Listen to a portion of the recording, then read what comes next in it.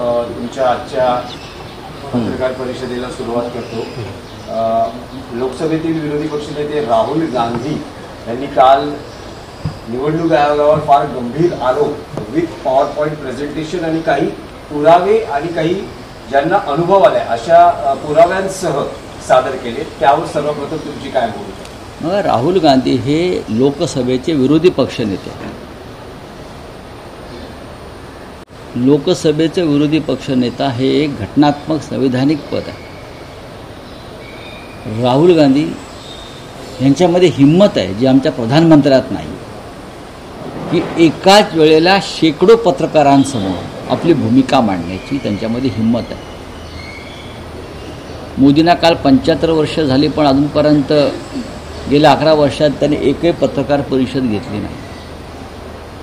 पण जे राहुल गांधींवर टीका करतात त्यांनी हे लक्षात घेतलं पाहिजे. राहुल गांधी यांनी सातत्यानं पत्रकार परिषदा घेऊन आपली भूमिका मांडली आहे.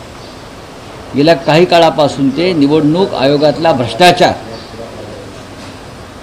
निवडणूक आयोगातले घोटाळे, मतचोरी ह्याच्यावर बोलतात. आणि काल त्यांची ही दुसरी पत्रकार परिषद होती, त्यात त्यांनी पुरावे दिले आहेत की कशा प्रकारे मतं डिलीट केली जातात एका विशिष्ट समाजाची. जिथे काँग्रेस किंवा भाजपा विरोधक जिंकू शकतात तिथे मतदार यादीतून बोगस फोनवरून, बोगस नंबरवरून, वेगळ्या वेगळ्या राज्यातून मतदार यादीतून शेकडो हजारो नावं डिलीट केली.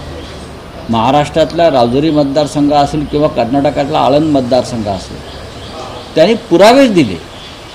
आता ह्या पुराव्यावर खरं म्हणजे भारतीय जनता पक्षाची बोलती बंद व्हायला पाहिजे. पण भारतीय जनता पक्ष हा कोडगा पक्ष आहे, कारण त्यांचं संपूर्ण राजकारण हे अशा प्रकारचे घोटाळे, चोऱ्या माऱ्या ह्यांच्यावरच टिकून आहे.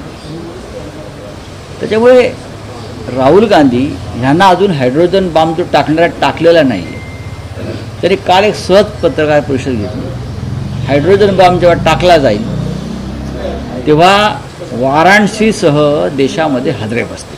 निवडणूक आयोगाने हे सगळे आरोप फेटाळले. भाजप नेत्यांचं प्रत्युत्तर असं आहे की राहुल गांधींचं डोकं फिरवलं. एक लक्षात घ्या, निवडणूक आयोग म्हणजे भारतीय जनता पक्षाचे कार्यकर्ते आहेत. म्हणजे आपल्या मुंबईत जसे त्यांचे काही कार्यकर्ते आहेत, नवीन नवीन लोक आणत असतात बोलायला, किंवा दिल्लीमध्ये, तसं भारतीय जनता पक्षानं निवडणूक आयोगात त्यांचे प्रवक्ते ठेवलेले आहेत. भारतीय जनता पक्षाला यात पडण्याचं कारण नाही. राहुल गांधींनी निवडणूक आयोगाला प्रश्न उपस्थित केले आणि निवडणूक आयोग सध्या भारतीय जनता पक्षाच्या प्रवक्त्याप्रमाणे काम करतं, हे काय सगळ्यांना माहिती आहे. उद्या कदाचित निवडणूक आयोगाच्या वतीनं गौतम अडाणी प्रवक्ते म्हणून बोलायला समोर येतील. आश्चर्य वाटायला नको. रावसाहेब, गौतम अडाणींचा जर तुम्ही विषय काढला, त्या हिंडेनबर्ग प्रकरणामध्ये सेबीनं गौतम अडाणींना क्लीन चिट दिली आहे. ते म्हणतात काही आरोप त्यांच्यावर सिद्ध झाले नाही आणि त्यावर गौतम अडाणी सत्यमेव जयते. ते सत्यमेव जयते गौतम अडाणी बोलायला लागले तर संविधानातील सत्यमेव जयतेची व्याख्या बदलावी लागेल, एवढंच मी सांगेन.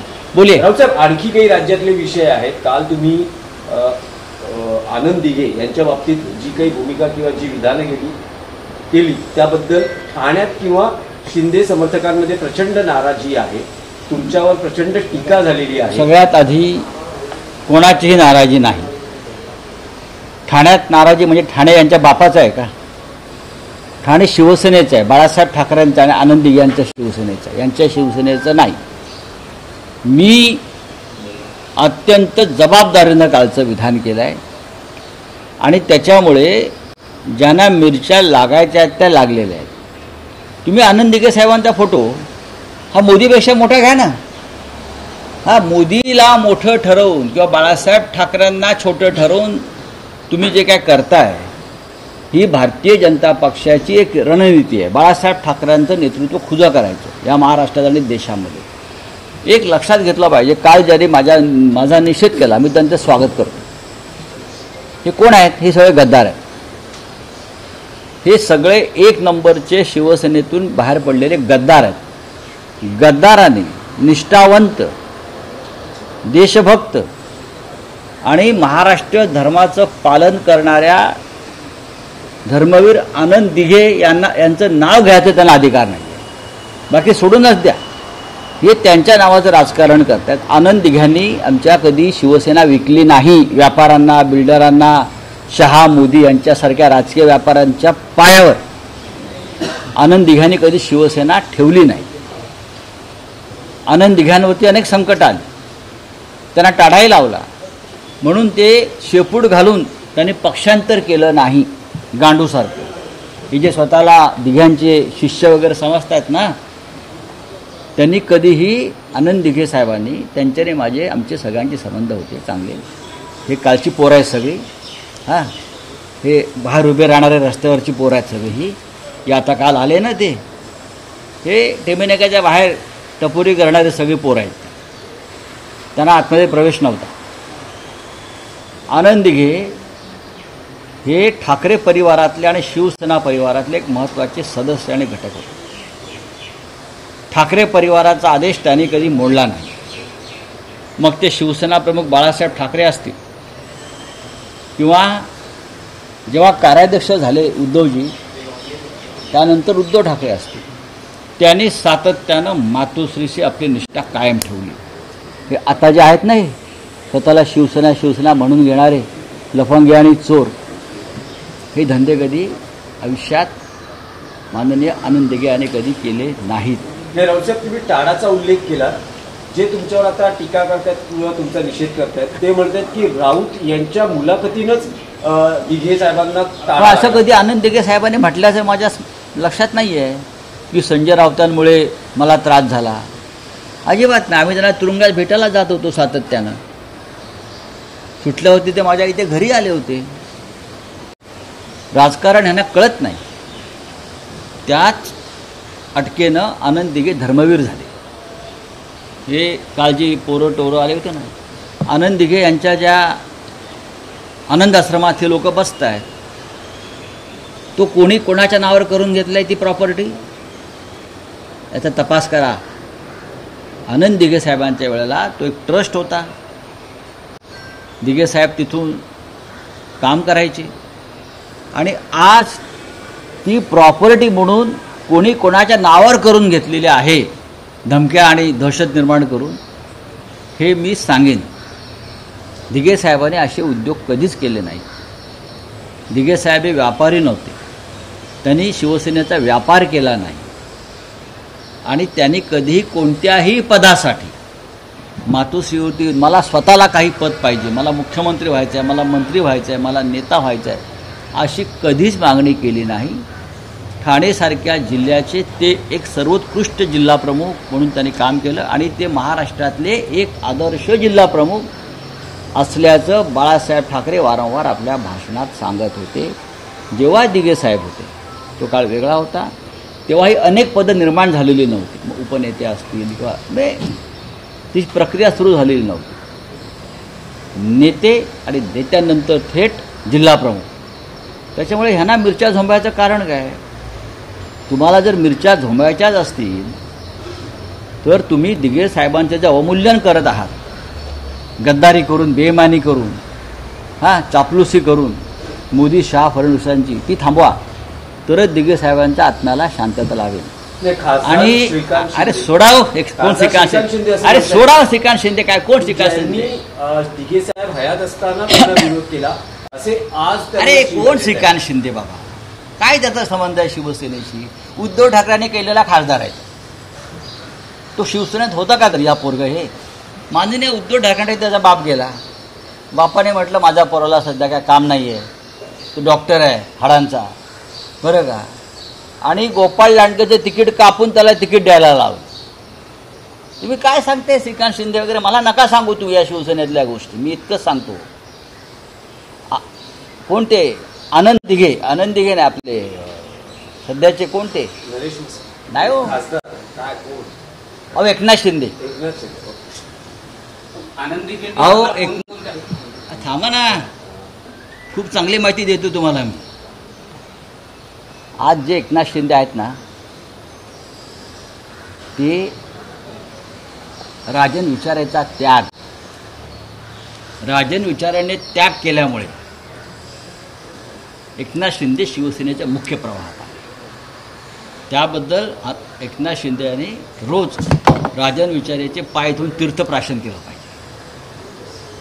राजन विचारेचा त्याग, राजन विचारे सभागृह नेते होते.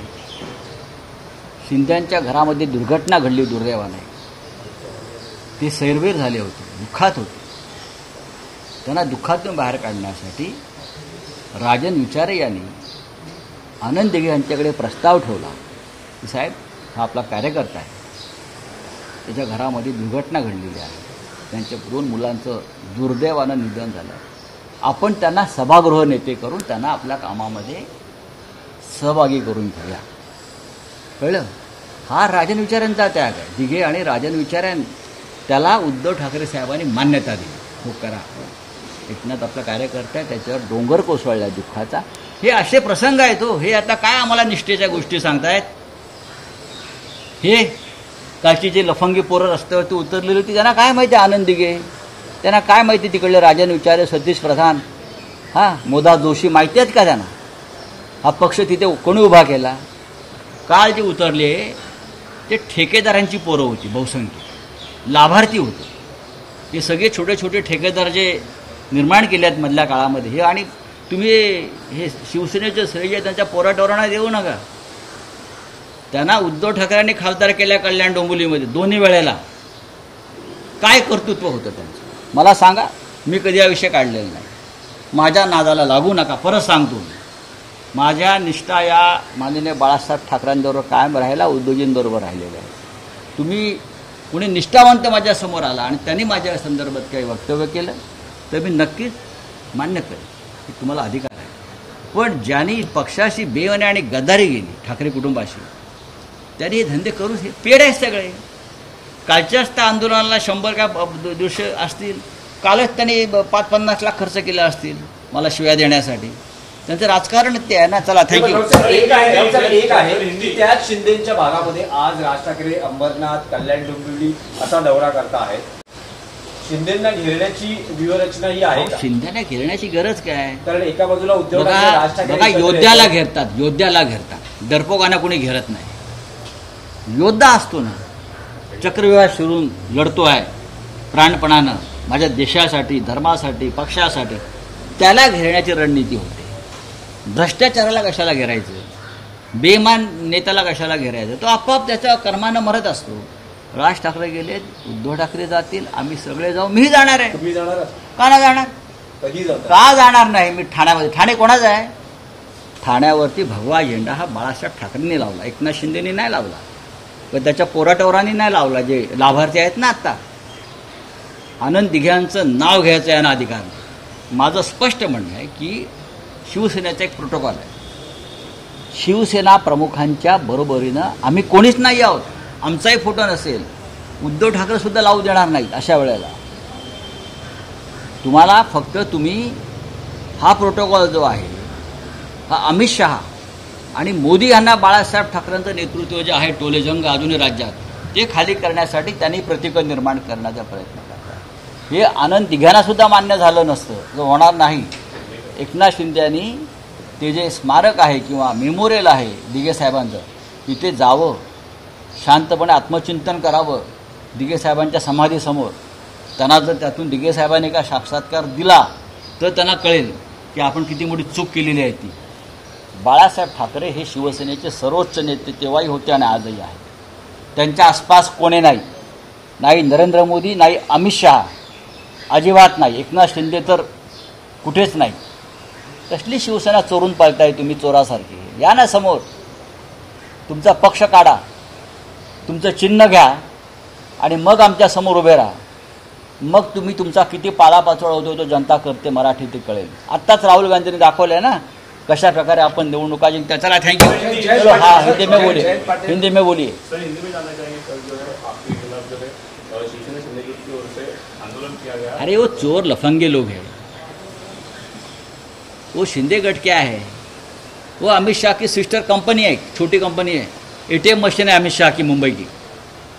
ये शिंदे की जो सेना है, ये देश के गृह मंत्री अमित शाह, उनकी एटीएम मशीन है मुंबई में और ठाणे में।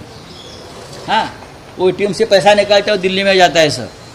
आप उनसे क्या तुलना करते हो? ये लोग बाला साहब ठाकरे का फोटो इस्तेमाल करते हो, ये सबसे बड़ा घोटाला है।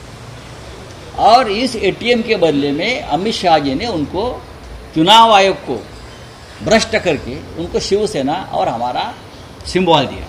ये एक व्यवहार है, सौदा है, बस, बाकी कुछ नहीं। Thank you.